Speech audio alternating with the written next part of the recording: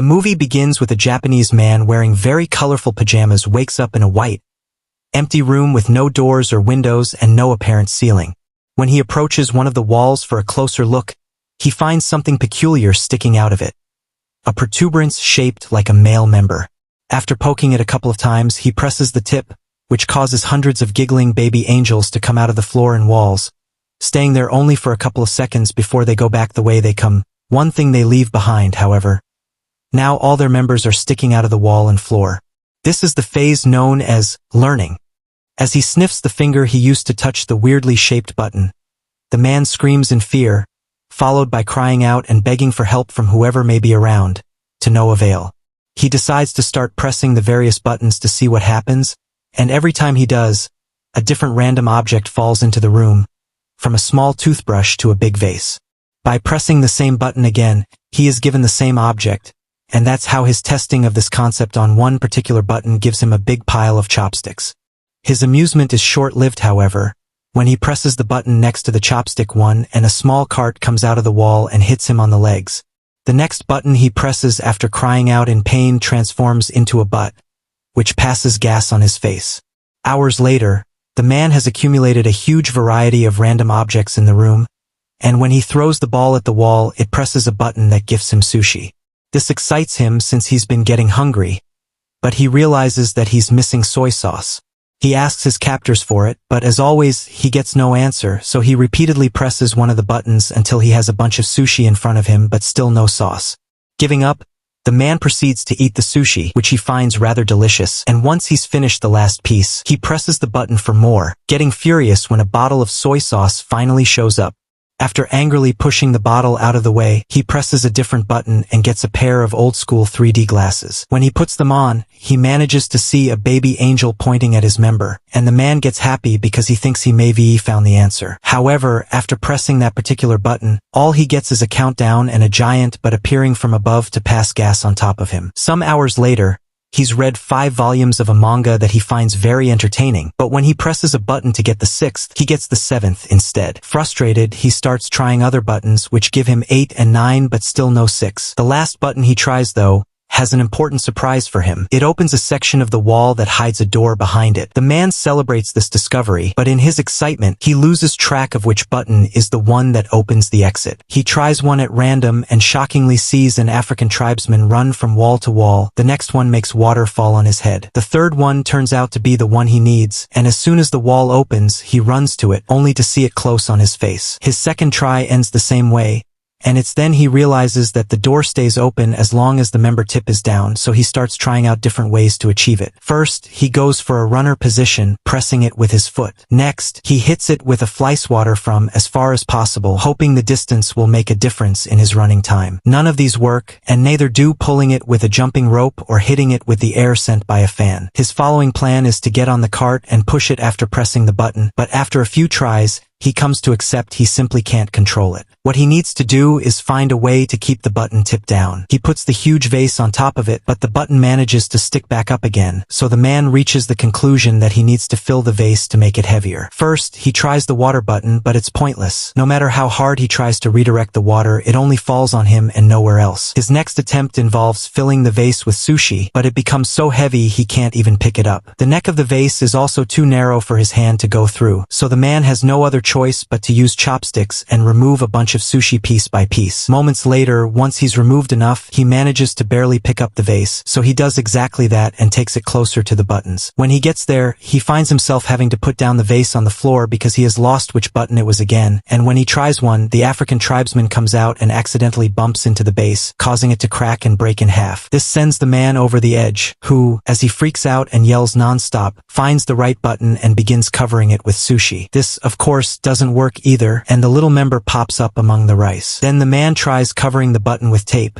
followed by tape plus a steel plate, but nothing works. After taking some painkillers to deal with the pain caused by the door every time it hits him on his back and a nap as well, the man wants to wash his teeth, so he presses a button to get water. It was the wrong button though, and this one reveals a rope falling from the ceiling. This instantly improves his mood because it gives him an idea for a new plan. He opens the door, then uses the rope to swing himself across the room and make it before the door closes. Sadly, when he tries to open the door behind the fake wall, he discovers it's locked. He returns to the room room just in time before the door closes, although it manages to hit him on his way out anyway, and in frustration, he kicks the wall, activating one of the buttons and revealing the key floating in the middle of the room. Like it happens with the door though, it goes away when the button perks out again, so the man must find a way to keep both the key in the room and the door open. First, however, he needs to find the button again because he got distracted and lost it. By observing more or less where his foot would have landed when he kicked the wall, he chooses a button, only to get a dog coming out of the wall to bark at him. The same happens with the next button, but luckily, the third try is successful. While keeping his eyes and a pointing hand at the button, the man walks backward and grabs a piece of sushi fish that he takes back to the wall to mark the right button with. When he presses it, however, the dog comes out again. This time he finds the button faster and proceeds with his plan. He makes the rope appear and swings on it to reach the different buttons, but it is still enough. As he falls to the floor, he sees a plunger he had gotten from one of the many buttons and gets an idea on how to solve his little issue. He can use the plunger to touch the wall and push himself farther. After one failed attempt, the plan goes smoothly, and the combination of swinging on the rope and pushing himself with the plunger allows him to press the button key,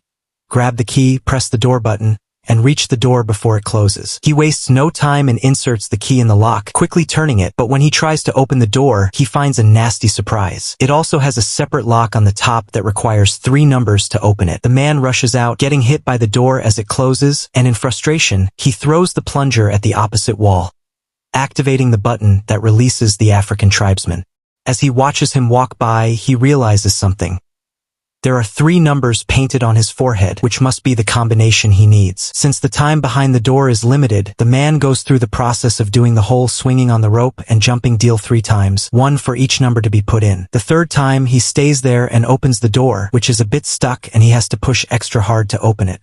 When he finally manages to do so, the piece of wall behind him closes, leaving him trapped and without enough room to finish opening the door. Devastated, the man sits on the floor and starts crying, remembering all the fun he had with the objects he had gotten from the buttons. He had been locked there too, but at least he had room to move and entertainment, and now he realizes he didn't appreciate what he had while he could. Suddenly, he feels a breeze on his face coming from the left wall. As soon as he touches it, he finds a crack that indicates it's a fake. He wastes no time and pushes the panel open before running out of there, soon reaching a mysterious hallway floating in a pitch-black area. It feels like he spends an eternity running towards an exit, and when he finally makes it to a room, his hair is longer and the colors of his pajama have faded. This room is also empty and the door he uses closes as soon as he enters, but instead of baby angels, here there are adult ones, who also disappear into the wall and only leave out their members to be used as buttons. This is the phase known as practice. Meanwhile, in a city in Mexico, little Antonio's family is worried because the father, a wrestler known as Escargot Man, is behaving more taciturnly than usual. His wife thinks it may be because this next opponent is much younger than him, but the grandfather points out that what matters is experience, not youth. Escargot Man is picked up by his daughter Sister Karen on her truck, and she drives him to the wrestling ring so he can start getting ready early, which includes changing clothes and praying to the Virgin. At school, Antonio is being bullied by his classmates for betting on Escargot Man, calling him a weak loser. As the time for the match to start approaches, Sister Karen takes her van again and picks up Antonio and their grandfather to take them to see Escargot Man in action. Karen doesn't stay though, and Antonio and his grandfather find some of the last seats for themselves right before the show begins. The first team that enters the ring are the Northern Tough Ones, formed by Super Demon and Tequila Joe.